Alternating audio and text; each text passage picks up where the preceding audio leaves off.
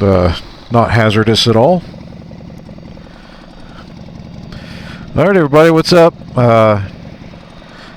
Just gonna do a straight run down the road. This isn't gonna be too long of a ride. Video's not gonna be very long either, but kinda need to talk through a few things and empty my head. So you guys are my you're gonna be my therapists.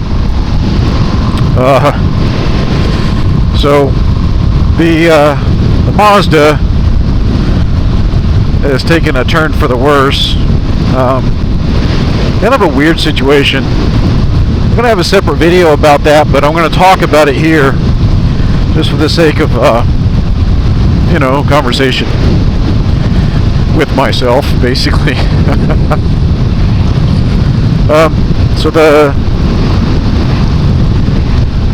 Mazda has developed some kind of knock, and when it happened, I was coming off of the interstate, and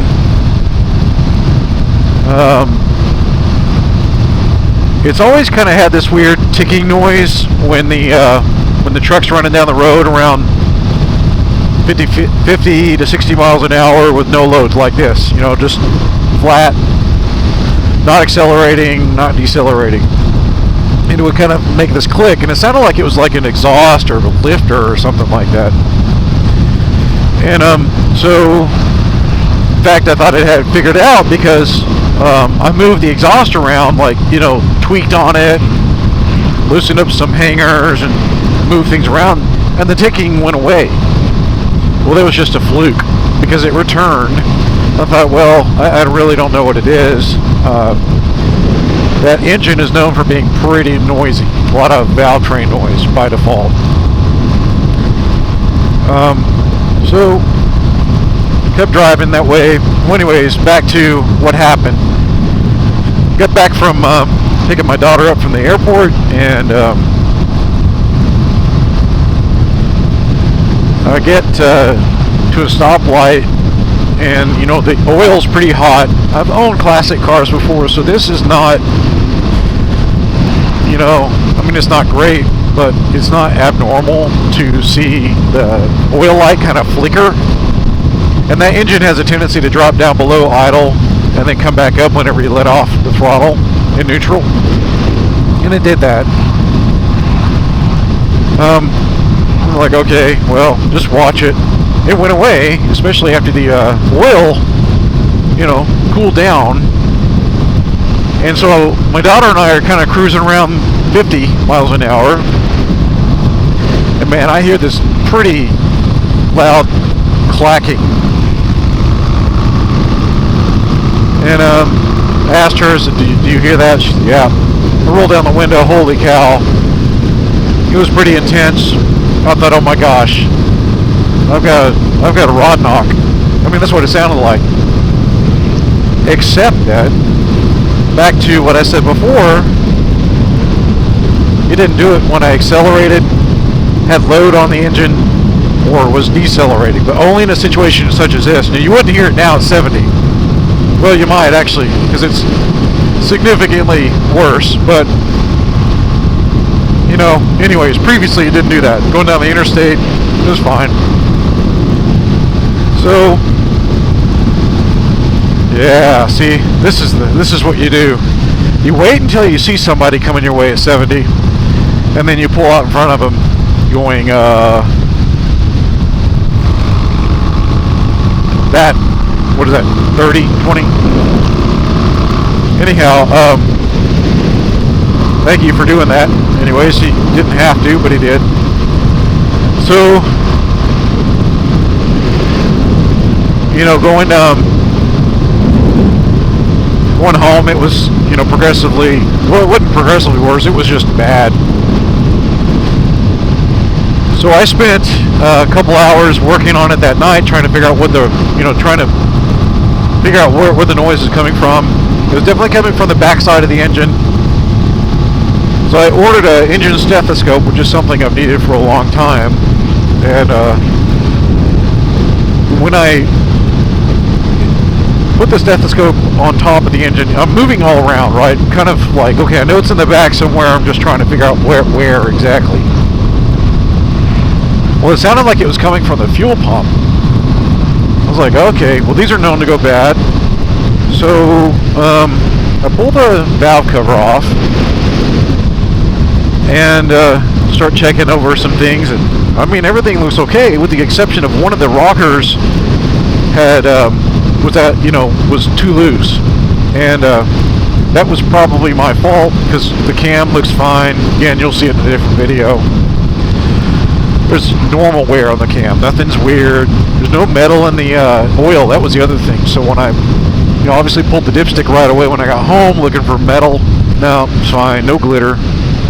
And your eye will pick that up. I mean, you shine it under a light, you're going to see metal in the oil. Anyone who's dealt with engine issues such as this, or rod knock, or bad bearing, whatever, you know what I'm talking about. It's apparent. It's like, yep, there's metal in that oil. So I don't see any metal. I'm like, man, that's really strange. Like, this definitely sounds like a rod knock, but it's not acting like a rod knock because that's constant. Like, it just never stops, and it gets ridiculously loud. Main bearing, more of it. That is more of a deep thudding sound. And again, if you have bearing failure, you're going to see metal in the oil. So, some kind of metal. It doesn't matter. Something's going to be in that oil. So, we're going to turn around up here in a little bit. So the next day, which is actually today. Sorry, no. This is now the second day after it happened. I get this stethoscope and I'm probing around, trying to figure this out because I'm like, man. So I decided to, oh yeah, let me back up. I started the engine without the valve cover on. I wanted to watch what was happening. And, yeah, nothing weird, I mean, it was fine. And it didn't even make the noise when, it does not make the noise at idle. As a matter of fact, you have to get up to $2,000 for the sound to start happening, which, anyone who's had rod knock before knows that's not typical. So, I'm just waiting on this car here. So I'm like, okay, man, this is just strange. So I put everything back together, and I'm talking to my neighbor, and he's, older guy. He's on some old stuff, and he's had engine failures too, and he's like, dude, that's not a rod knock. And I'm like, I know. What do you think it is? He goes, I don't know. It's really strange, So we're kind of bantering back and forth. And so I start the truck up, and he is actually working on his car, just doing an oil change, and he's right at eye level with my pickup, because so anyways, and I'm kind of like right next to him, so he's looking at the middle of my truck laying on his back, and so I pull out and go for a drive, and again replicate the same situation that I was talking about, where everything's fine until you get into a no-load situation where the RPMs are raised. So definitely not lugging like this, but if I were to drop a gear, it would probably do it. Okay, obviously we're not in the truck. I'm not going to film that because I don't want to cause any more damage to the truck if I don't have to, and I don't have to. So I get back, and he's like, dude, he's explaining to me what he's seeing, and I'm like, yeah, that's my observation too. And so he goes, well, why don't you get under it and get your stethoscope out? He says, I swear to you, it's coming from the middle of your truck, under it, not from above. It's in the middle, which is where the transmission is, obviously. So he's working the engine, throttle. I said, just hold it at $2,000, and sure enough, I mean, it's clattering and carrying on, and so I'm probing around with the stethoscope. I'm sticking it on the block, and it gets really quiet when it's on the block. What are you doing? I don't know what that guy's doing.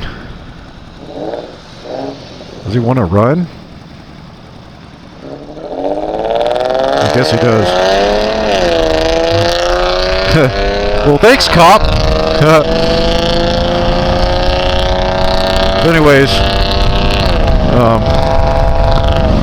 that's funny. That cop just turned. He's like, whatever, I don't care. Whatever. So, you know that guy would get hosed. He wouldn't stand a chance, but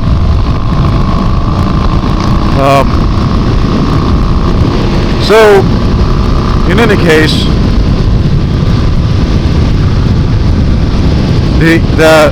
okay, so as loud as it was up by the fuel pump, which I thought was obvious, okay, nothing like the when I get down to the transmission bell housing, right where the clutch is at, it's like, it's loud, really, really loud. So, I go online and I'm doing some research, and lo and behold, there's some other folks that have had similar scenarios where they thought they'd thrown a rod, or not thrown a rod, but developed a rod knock, and it turned out to be the clutch. One guy had the throw-up bearing do it to him. Another guy had a situation where the clutch spring on the clutch disc itself failed. And these are all similar sounds, with the exception of, you know, their way of reproducing it was obviously different than mine. There's also a pilot bearing on the flywheel. So I just kind of deliberated on it for a while, stewed on it, thought it through, and thought, you know,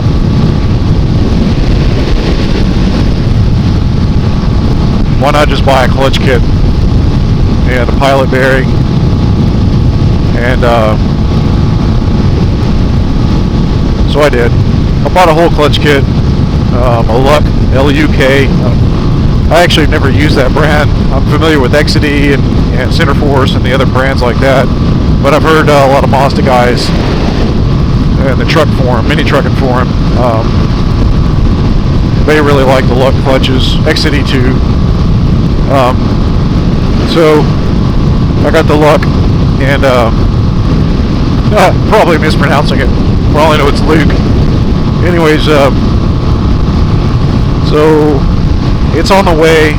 I went ahead and got a rear main seal, a front input shaft seal for the transmission, and a rear output shaft seal for the transmission. I figure if I'm in there, I'm going to replace all three of those seals, get it done, because I don't want to have to get back in there again. I'm also going to, you know, while the transmission's out, clean it up, but I'm curious if I can maybe detect anything else, like maybe an input shaft bearing that's a problem. What's interesting about that, though, is that it doesn't seem likely that it would make that noise under the conditions that it's making the noise. And honestly, you know, I've heard clutches go bad before. I've never heard one do this. And only at 2,000 RPMs and above. Everything is totally fine below that. I mean, serious, it's like an on-off switch. Everything's fine. You get to $2,000 and it's rattling and carrying on. So, anyways, that's what I've been dealing with, and needed to unwind a little bit. Isn't it pretty out here? You know, I wish I had more curves, but if you like the prairie, and I do, I also like the mountains. Not that picky, but that's really pretty, man. Texas has some really pretty sunsets. We're not quite there yet, but getting there.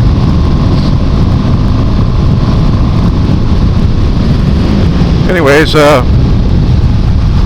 well, this is sort of a short video. I'm not going to do anything to edit it. Just going to put it out there for you guys. Just me doing the thing I'm doing right now, whatever you call this, therapy session.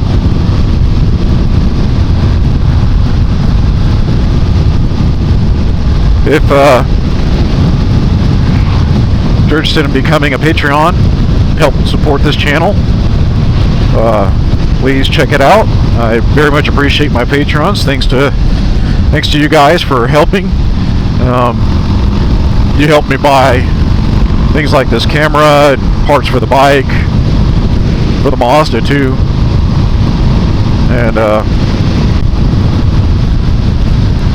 if you're not interested in Patreon, I still want to thank you for tuning in. If you have not subscribed, please subscribe. If you like the video, like it. Hit the like button, sorry. And if you don't like it, pretend that you do.